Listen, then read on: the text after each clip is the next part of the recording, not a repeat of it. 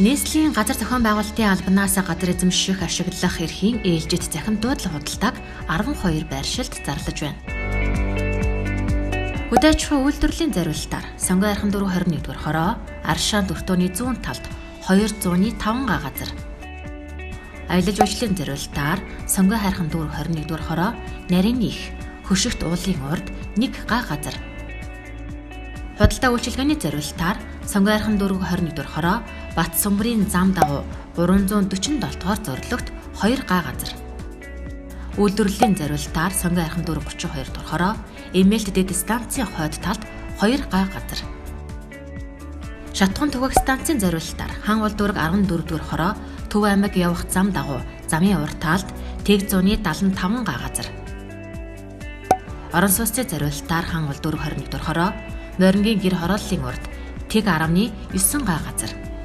Өргөн холбооны станцын зориулалтаар Чингэлтэй дүүрэг 12-р хороо, Хайлаастын овоот толгой дээр тэг 1011 га газар. Өргөн холбооны станцын зориулалтаар Чингэлтэй дүүрэг 18-р хороо, Хайлааст усан сангийн хойд талын толгой дээр тэг 101 га газар. Өргөн холбооны станцын зориулалтаар Чингэлтэй дүүрэг 19-р хороо, Шарган морьт даянгийн хойд талын уулан дээр тэг 101 га газар. Худалдаа үйлчилгээний зориулалтаар Багнуур дүүрэг 3-р хороо, Мянганы зам дагуу Хилчин хэсгийн зүүн талд 1 га газар.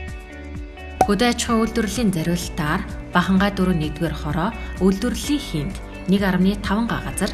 Үйлдвэрлэлийн зориулалтаар Налах дүүрэг 5-р хороо, Гандан уулын урт талд тэг 1.5 га газрыг тус захим дуудлага худалдаанд санал болгож байна. Захим дуудлага худалдаа 2020 оны 4-р сарын 23-ны өдрийн өглөөний 9 цаг тэг минутанд эхэлнэ. Дуудлага худалдаанд оролцогч хүсэлтэд 2020 оны 4-р сарын 16-ны өдрийн 9 цагаас эхлэн 4-р сарын 23-ны өдрийн 8 цаг 30 минутын хооронд доорх захим системээр бүртгүүлэн баталгаажуулна. Холбоо барих утасны дугаар 77 77 12 85 31 57 12 89 5 93. Нийслэлийн газар зохион байгуулалтын алба.